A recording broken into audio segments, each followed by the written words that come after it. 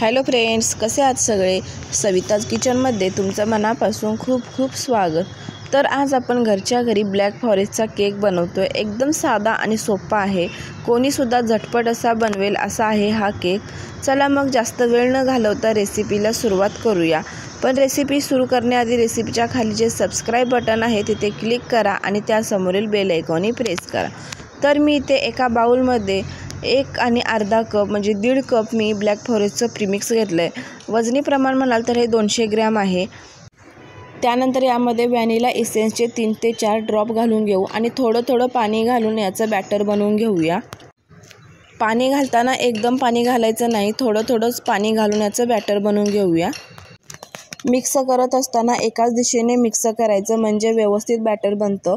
आणि बॅटर थोडंसं दाटसर बनलं की याच्यामध्ये आता आपण 1 चमचा तेल घालणार आहोत. अर्धा किलोचा केक बनवतो आहे आपण इथे, त्यासाठी 1 चमचा मी तेल घालून घेते आणि आता पुन्हा एकदा मिक्स करून घेऊया.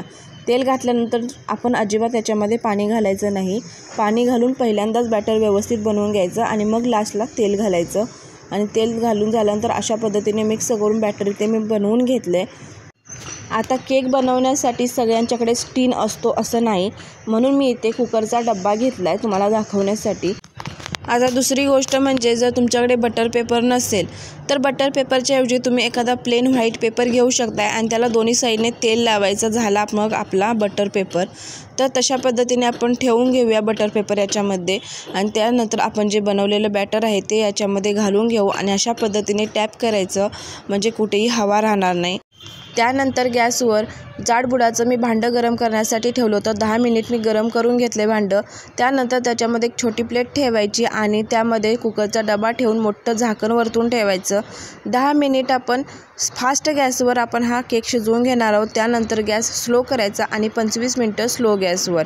अशा पद्धतीने एकूण 35 मिनिट हा आपण बेक करून घेणार आहोत.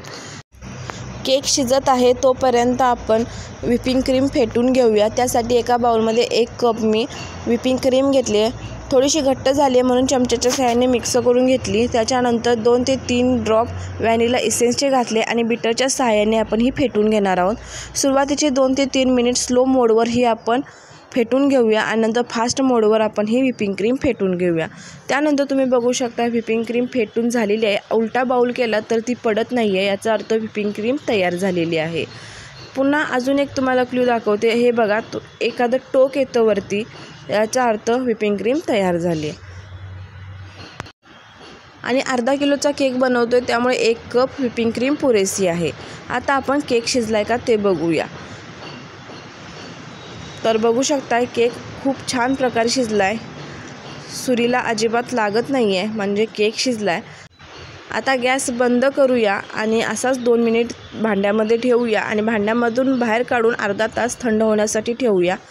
थंड झाल्यानंतर आपण आता केक बनवायला चालू करूया.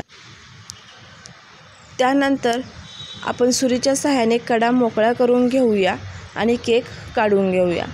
तर आपला हा बटर पेपरसुद्धा काढून घेऊ आणि बघू शकताय स्पॉन्ज किती चांगल्या प्रकारे तयार झाला आहे. तर आपण इथे अर्धा किलोचाच केक बनवणार आहोत त्यामुळे आपण 2च लेयर्स काढून घेऊया. सुरीच्या साहाय्याने सुरुवातीला थोड्या खाचा पाडून घ्यायच्या कडेने आणि नंतर मग धागा घालून त्याच्यामध्ये अशा पद्धतीने लेयर्स काढून घ्यायच्या. इथे केकला लागणारं शुगर सिरपसुद्धा तयार करून घेतलं आहे. तर आता व्हिपिंग क्रीम भरूया आपण. तर ग्लास घ्यायचा, ग्लासमध्ये अशा पद्धतीने पायपिंग बॅग घालायची आणि व्हिपिंग क्रीम भरून घ्यायची. तर अशा पद्धतीने पायपिंग बॅगमध्ये क्रीम भरून घेतले. तर आता केक बनवण्यासाठी सुरुवात करूया. केकची प्लेट घेतली, त्याच्याशी तळाशी आपण थोडीशी क्रीम लावून घेऊया म्हणजेच केक इकडे तिकडे पसरणार नाही. तर पहिली लेयर ठेवून घेऊ आणि त्याच्यावरती शुगर सिरप लावून घेऊया आणि चेरीचे ते तुकडे आणि ह्याच्यामध्ये आपण थोडंसं चॉकलेट सिरप टाकणार आहोत आणि त्यानंतर व्हिपिंग क्रीम आपण पायपिंग बॅगमध्ये भरले त्यामुळे केकवर लावण्यासाठी खूप सोपी जाते. त्यानंतर स्पॅच्युलाच्या साहाय्याने व्यवस्थित क्रीम लावून घेऊया. कडेने सुद्धा व्यवस्थित लावून घ्यायची. त्यानंतर दुसरी लेअरसुद्धा मी ठेवून घेतली तशाच पद्धतीने. दुसऱ्या लेअरला सुद्धा व्यवस्थित आपण शुगर सिरप वगैरे लावून व्यवस्थित क्रीम वगैरे लावून हा केक तयार करून घेतला आहे आपण इथे. तर पूर्णपणे केक तयार झाला आहे. आता स्पॅच्युलाच्या साहाय्याने व्यवस्थित क्रीम लावून घेऊया आणि जी काही एक्स्ट्रा क्रीम बाजूला असेल ती टिश्यू पेपरच्या सहाय्याने आपण पुसून घेणार आहोत। आणि ब्लॅक फॉरेस्टचा केक आहे त्यामुळे मी कडेने जास्त प्रमाणात क्रीम लावलेली नाही आहे, म्हणजे थोडाफार चॉकलेटीपणा दिसावा म्हणून मी जास्त क्रीम लावलेली नाही आहे। तर अशा पद्धतीने केक तयार करून घेतला आहे मी। आता थोडंसं माझ्याकडे डार्क चॉकलेट होतं ते आपण वरती जरासं किसून घेऊया। तर पूर्ण केकवर मी अशा पद्धतीने डार्क चॉकलेट किसून घेतले। जर तुम्हाला पाहिजे असेल तर तुम्ही अशा पद्धतीने आता हे बाजूलासुद्धा टाकू शकताय, म्हणजे कडेला केकच्या कडेने सुद्धा तुम्ही हे डार्क चॉकलेट अशा पद्धतीने टाकू शकताय। म्हणूनच हे चॉकलेटीपणा दिसावा म्हणूनच मी जास्त प्रमाणात क्रीम लावलेली नाही आहे। ब्लॅक फॉरेस्ट केक आहे, चॉकलेटीपणा थोडासा दिसला तर काही हरकत नाही।